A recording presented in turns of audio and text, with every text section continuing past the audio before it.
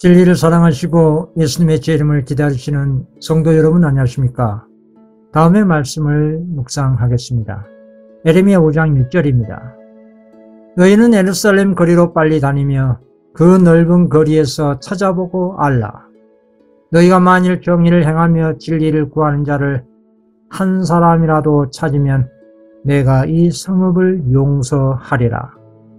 고대 이스라엘은 단 한 명의 의인이 없어 예루살렘이 망하고 말았습니다.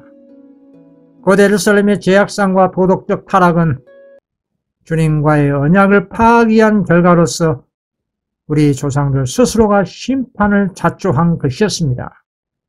예레미야를 통해서 주님께서 말씀하신 것처럼 정의를 행하며 진리를 구하는 자가 한 사람이라도 찾게 되면 심판을 면하게 될 것이라고 했습니다. 이 같은 예루살렘의 구원의 조건은 더 오래전에 소돔과 고모라의 구원의 조건이었던 의인 10사람보다 훨씬 더 쉬운 것이었습니다. 그러나 선민 백성으로 큰 특권을 누렸던 이스라엘은 한 명의 의인이 없어서 멸망당하고 말았습니다. 그래서 역사가 반복되고 있는 오늘날 마지막 때에 과거 역사와 말세에 관한 예언을 온 마음을 다해 연구해야 할 것입니다. 베드로후서 1장 19절 또 우리에게 더 확실한 예언이 있어 어두운 데 비치는 등불과 같으니 날이 새어 새별이 너희 마음에 떠오르기까지 너희가 이것을 주의하는 것이 가니라. 신약의 마지막 책 요한계시록은 우리가 알아야 할 확실한 예언의 진리로 가득 차 있습니다. 그런데도 불구하고 현 시대가 마지막 시대의 천국 복음의 무지한 이유는 사단이 말세의 라오디아 교회를 뜨뜻 미전하게 해서 사람들의 마음을 어둡게 했기 때문입니다. 사단에게 미혹당한 그 증거는 이것입니다. 여러 가지 많은 미혹의 증거 가운데 오늘날 기독교의 대다수가 믿기만 하면 구원받는다는 이 보편적 구원관과 다니엘과 요한계시록을 연구하지 않는다는 것입니다. 각 시대마다 그리스도의 교회가 주님의 뜻을 받들어 전진하지 못한 이유가 무엇일까요? 세상의 빛과 소금의 사명을 가지고 그리스도를 세상에 증거해야 할 교회가 영적으로 타락하고 교회 문 밖에 그리스도를 세워둔 이유가 무엇일까요? 그 이유에 대해서 다음에 영감의 글은 이렇게 증가합니다. 모든 시대에 있어서 교회의 큰 과오는 성경의 진리에 관하여 어떤 점을 이해한 다음에 거기서 멈추는 그것이다. 거기에서 그들은 닻을 내린다. 우리는 충분한 빛을 가졌다. 이제는 더 필요 없다는 듯이 앞으로 더 나아가기 중지한다. 그렇습니다. 매 시대마다 모든 교회들이 전진하지 못한 이유는 어떤 진리를 이해한 다음에 그것으로 만족해버리고 더 이상 자신들에게 빛이 필요 없다는 뜨뜻미진한 라오디아 교회의 정신 때문입니다. 또 다른 증을 보겠습니다.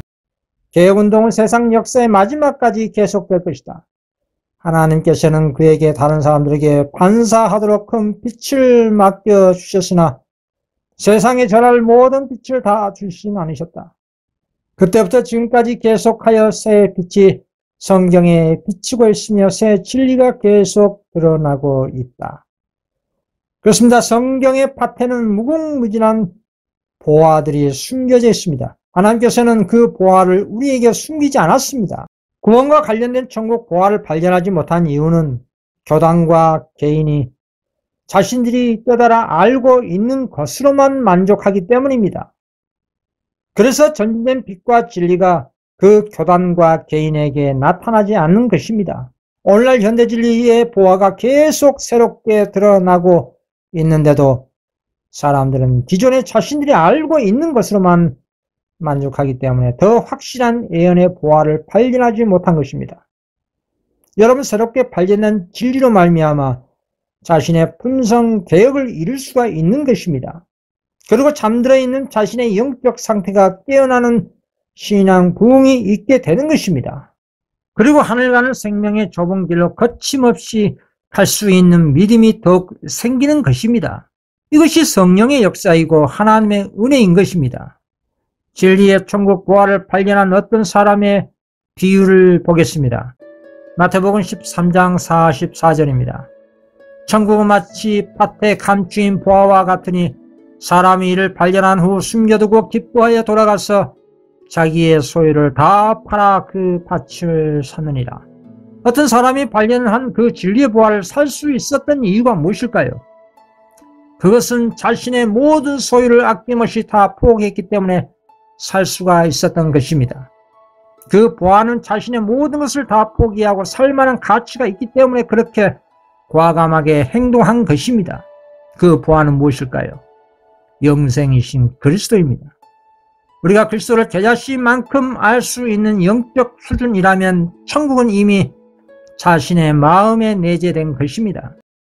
다니엘서와 계시록은 천국 보화로 가득 찬 보물창고입니다. 그래서 그리스도께서는 당신의 종 요한을 통해 말세에 있을 일들을 말씀하신 다음에 이 예언의 말씀을 읽는 자와 듣는 자들과 그 가운데 기록한 것을 지키는 자들이 복이 있다고 말씀하신 것입니다.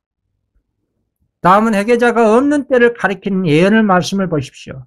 쭉 16장 8절에서 11절입니다. 넷째 천사가 그 대접을 해에 소돔의 해가 건설을 받아 불로 사람들을 태우니 사람들이 크게 태움을 태워진지라. 이 재앙들을 행한 건설을 가지신 하나님의 이름을 비방하며 또 회개하지 아니하고 주께 영광을 돌리지 아니하더라. 또 다섯째 천사가 그 대접을 짐승의 왕될 쏘더니 그 나라가 곧 어두워지며 사람들이 아파서 자기 혀를 깨물고 아픈 것과 종기로 말미암아 하늘의 하나님을 비방하고 그들의 행위를 회개하지 아니하더라. 그렇습니다. 이 말씀은 이 지구 행성에 대한 은혜 시기가 끝이 나고 무자비한 7재앙으로 이 세상이 아수라장이 된 상황의 말씀입니다. 오늘날 일반적 재앙에는 자비가 섞여 있습니다.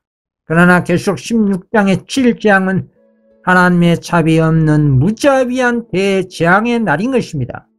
과거 애굽에 내던 10재앙과는 비교도 안 될 정도로 개국 이래 없는 대환란과 대재앙인 것입니다. 그래서 다니엘은 그날을 개국 이래 없던 대환란이라고 한 것입니다. 그리고 우리 예수님께서는 그 대재앙의 날을 사람들이 너무 무서워 기저할 것이라고 하셨습니다. 누가복음 21장 26, 27절입니다. 사람들이 세상에 임할 일을 생각하고 무서워함으로 기절하리니 이는 하늘의 권능들이 흔들리겠습니다. 그때에 사람들이 인자가 구름을 타고 능력과 큰 영광으로 오는 것을 보리라. 그러나 그 찔재앙의 날이 이르러야 우리 예수님께서 구름 타고 능력과 큰 영광으로 오시기 때문에 바벨론이 된 이 지구에 임한 대재앙과 대환란의 그때는 예언의 안목으로 볼 때 역설적으로 기쁨의 날이 되는 것입니다.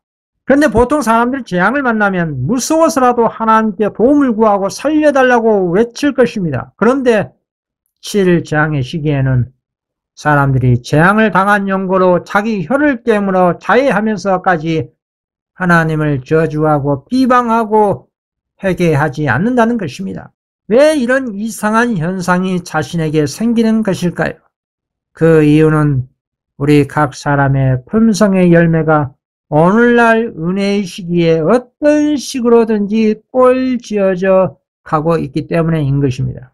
계시록 22장 11절 불의를 행하는 자는 그대로 불의를 행하고 더러운 자는 그대로 더럽고 의로운 자는 그대로 의를 행하고 거룩한 자는 그대로 거룩하게 하라.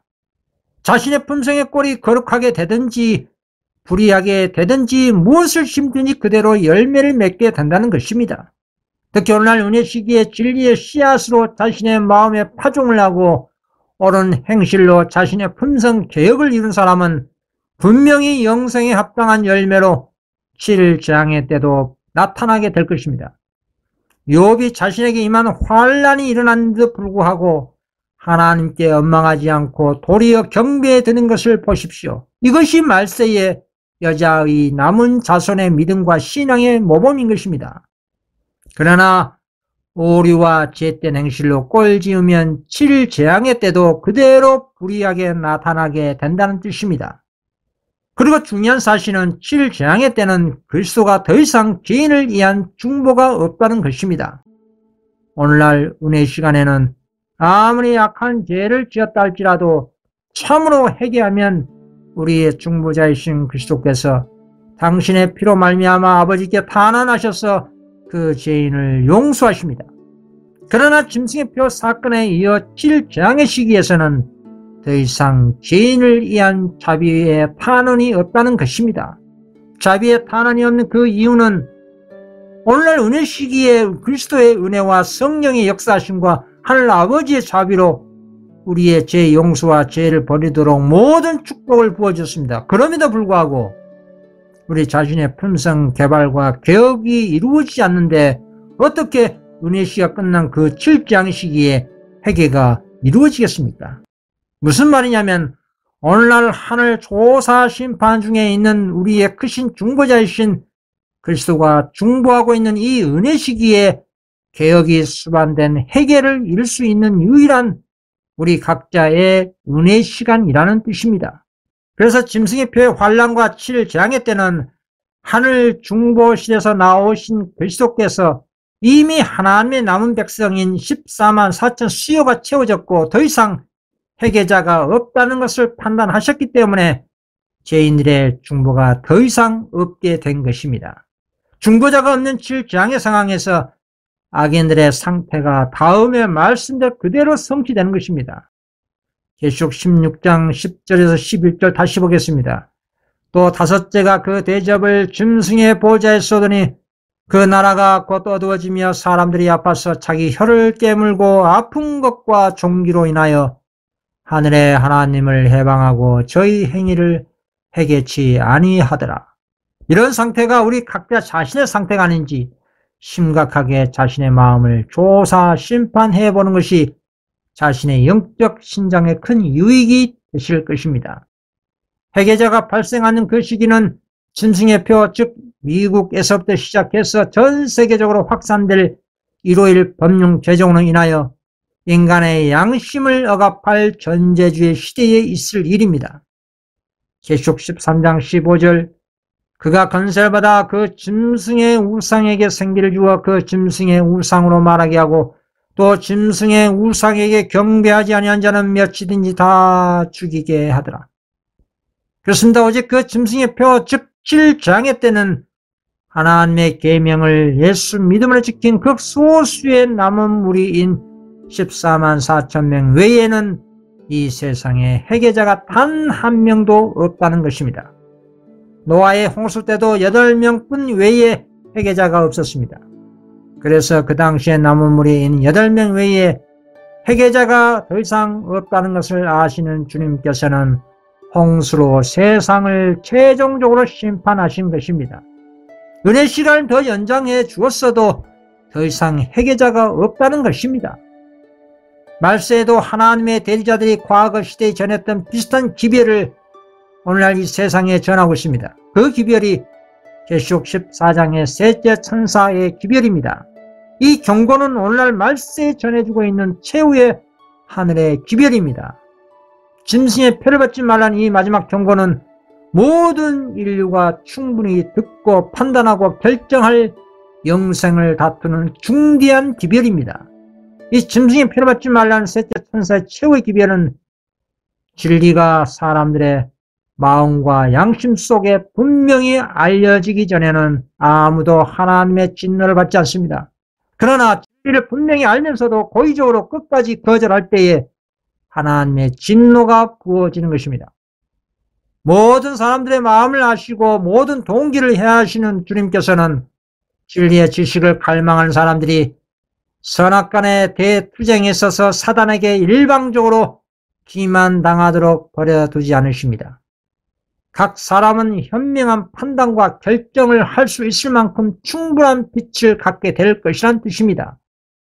그래서 결국은 온 인류는 하나님의 천지창조 기념일이요 구속과 성화의 표징인 제7일을 존중함으로 하나님 편에 설 것인지 아니면 인간의 계명인 일요일에 경배드려 사단의 편에 서게 될 것인지 양당간에 선택하고 실천하게 될 것입니다. 노아 홍수 이전 세상의 거민들은 하나님의 경고의 기별을 알면서도 고의적으로 끝까지 거절했습니다. 그래서 결국 홍수로 망하고 만 것이었습니다. 그와 같이 마지막 세대의 사람들도 주님의 사자들의 경고를 무관심하고 경시함으로 인해 하나님의 마지막 천국 복음인 셋째 천사의 기별을 거절할 것입니다. 오늘날 말세의 사람들이 은혜의 시간에 할 일은 하나님의 마지막 경고의 기별을 들어보는 것입니다. 그리고 베레아 사람처럼 겸손한 마음으로 그 기별이 하나님께서 온 기별인지 사람의 기별인지 마땅히 율법과 증거의 말씀으로 스스로 판단해보고 연구해 보셔야 합니다. 교단에서 가르치는 교리로 맹목적으로 믿을 것이 아니라 성경 말씀을 스스로 연구할 때, 기도하며 연구할 때 우리의 의의 교사이신 성령님께서 깨우쳐 알려주시는 것입니다. 그리고 그 기별이 영생에 합당한 생명의 진리라고 믿어 확신한다면 실천할 수밖에 없을 것입니다. 왜냐하면 성령님께서 우리의 마음을 감동감화시켜 강건하시기 때문입니다. 이것이 오늘날 마지막 때의 라오디게아 교회의 사람들이 영적으로 살 길입니다. 그러나 셋째 천사 기별에 추가된 더 확실한 예언의 등불은 그리스도가 문 밖에 있는 뜨뜻미지근한 모든 라오디게아 교회와 모든 타락한 종교와 세상에서 과감하게 속히 나오셔서 예수님의 재림을 촉진하는 재림 운동에 참여하는 것이 최고의 예언 성취가 되는 것입니다. 계시록 18장 4절 말씀에 나와 있습니다. 또 내가 들으니 하늘로부터 다른 음성이 나서 이르되 내 백성아 거기서 나와 그의 죄에 참여하지 말고 그가 받을 재앙들을 받지 말라. 오늘날 바벨론은 과거의 바벨론을 선포당한 천주교 개신교뿐만 말하는 것이 아닙니다. 오늘날 진리의 교회라고 주장하는 그리스도가 문 밖에 있는 뜨뜻미지근한 재림교회와 재림교회에서 분리한 뜨뜻미지근한 개혁교회들과 모든 타락한 종교단체가 하나님 보시기에 바벨론이 되었기 때문에 그곳에서 나오라고 하신 것입니다. 우리의 참 목자이신 그리스도가 계신 하늘새 예루살렘 교회로 들어가기를 원하시는 분들은 이 세상의 모든 타락한 종교단체와 뜨뜻미지근한 라오디게아 교회와 세상에서 나오시게 될 것입니다. 이것이 마지막 때의 재림운동이고 개혁운동인 것입니다. 그리스도의 재림은 이 땅에 있는 주님의 성도들의 부지런한 인질 선교활동과 예수 믿음으로 품성 개발에 비례해서 성취되는 것입니다. 주의 재림은 가만히 있는다고 해서 성취되는 것이 아니다 이 말입니다. 다음에 증언을 보겠습니다. 하나님께서는 천하를 공의로 심판할 날을 작정하셨다. 그리스도께서는 그날이 언제 이르게 되는지 우리에게 알리신다. 그분은 온 세계가 다 회개할 것이라고 하지 않으시고 이 천국 복음이 모든 민족에게 증거되기 위하여 온 세상에 전파되리니 그제사 끝이 오리라고 말씀하셨다. 온 세상에 복음을 전함으로 우리 주의 강림을 촉진시킬 능력이 우리에게 있다. 우리는 하나님의 오시는 날을 바라볼 뿐만 아니라 그 날을 재촉해야 한다.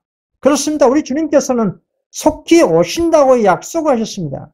계시록 22장 20절에 이것들을 증언하시니가 이르시되 내가 진실로 속히 오리라. 여러분, 속히 오신다는 말씀은 이 말씀을 참으로 하나님의 말씀을 믿는 성도들 입장에서 성취하라는 주님의 지상 명령인 것입니다. 주님의 재림과 모든 하나님의 축복은 조건적입니다. 그 하나님의 조건을 이행하지 않는데 어떻게 재림의 축복이 임하겠습니까? 재림의 조건이 무엇이라고 했습니까? 온 세상이 듣든지 아니 듣든지 간에 마지막 때 이 천국 복음인 셋째 천사 기별을 세상에 증거하고 경고하고 전파하는 것입니다.